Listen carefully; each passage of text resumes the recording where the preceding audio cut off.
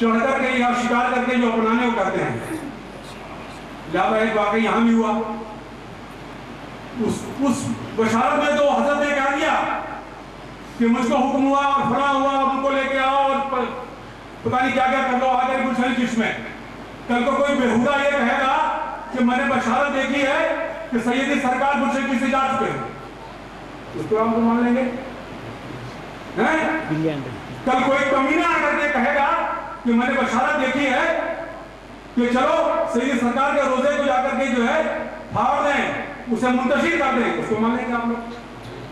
खुदा कसम तौबा कर लीजिए, इन मक्कारों से, अय्यारों से, फितनागरों से दूर रहिए और अपने ईमान की हिफाजत कीजिए, अपनी निस्बत के निखरते हुए अंदाज को बचा लिए। खुदारा इनका अगर साया बताते पड़ गया तो राने दरगाह हो जाएंगे।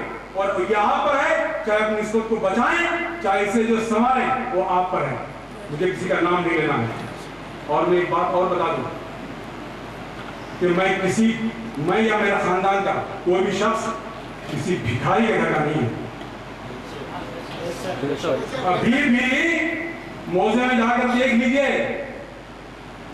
आलमगीर रहमतुल्लाह ताला, वक्त नहीं, आलमगीर रहमतुल्लाह ताला अलैह के खजाने खास से बनी हुई मस्जिद इस बात की निशानी है कि वो खानदान क्या था, उसके आबो अजदाद क्या थे, उनके फ्यूज और बरकत क्या थे। 900 गांव के मालिक और मुख्तार यहाँ पर मालिक तौर पर हमेशा हम लोग ऐसे रहे हैं, कभी अल्लाह ने ऐसा नहीं किया है? लिहाजा मेरे बाप ने कभी भी भीख नहीं मांगी थी किसी टुकड़े के लिए, किसी का एक पैसा अपने जेब में नहीं रखा है। अगर रखा है तो पूरे मजमे को मुखातिब होकर के उनका बेटा ये कह रहा है, खुदा को हाजिर नाज़िर जान के बता दीजिए यही आकर होगा। अगर नहीं है तो किसी कमीने की ये जुर्रत नहीं होनी चाहिए कि मेरी गैर मौजूदगी में वो इतनी हिम्मत कर ले कि इस बारगाह में आकर रहने की कोशिश करे। ये क्या लावारिस है? क्या उसका ये हक है? क्या ये सराय है, धर्मशाला है, उसकी बाप की बपोती है? ये बारगाह फैज़ सैयदी है। मेरा ईमान है बदनसीबी वाला जो है पहला कदम रखा नहीं कि पना। यहाँ पे तो नुज़ूल रहमत इलाही होता है। गुलशने चिश्त बाबे जन्नत उन्होंने कहा है, उनका कलाम है। ये मकाम रहमत क्या नुज़ूल है, वो भी है, अल्लाह का रहमत नुज़ूल होता है। लिहाजा इन शब्दों से बचें। और अगर कोई ये शख्स हक समझ करके यहाँ पे आने की कोशिश कराने के लिए, खबरदार कानून को अपने हाथ में न लो, वरना उसके जिम्मेदार तुम खुद हो। मैं गनी मियां को भी ताकीद करता हूँ उस मजमे के थ्रू कि वो इस बात का ख्याल रखें कि जो हजरात आते हैं रहने के लिए इस अंदाज से पहले मेरी जान तरफ करें, उसके बाद आते हो, वरना वो वक्त दूर नहीं है कि मैं सब ताले लगवा दूंगा, किसी को आने की इजाजत नहीं होगी, ये समझ लीजिए। इसलिए कि आपकी फितरत क्या है, आपका किरदार क्या है, आपकी सूरत क्या है, आपकी सीरत क्या लिखा हुआ है। आप कुछ हरकत करके गए दौर हाजिर के मुताबिक, तो खुदा ने खास का खुदा ने कुछ हुआ तो हम चलते बनेंगे। किसकी गिरफ्त होगी बताइए, आपकी होगी कि मेरी? लिहाजा इसकी हिफाजत भी मेरा जिम्मा है।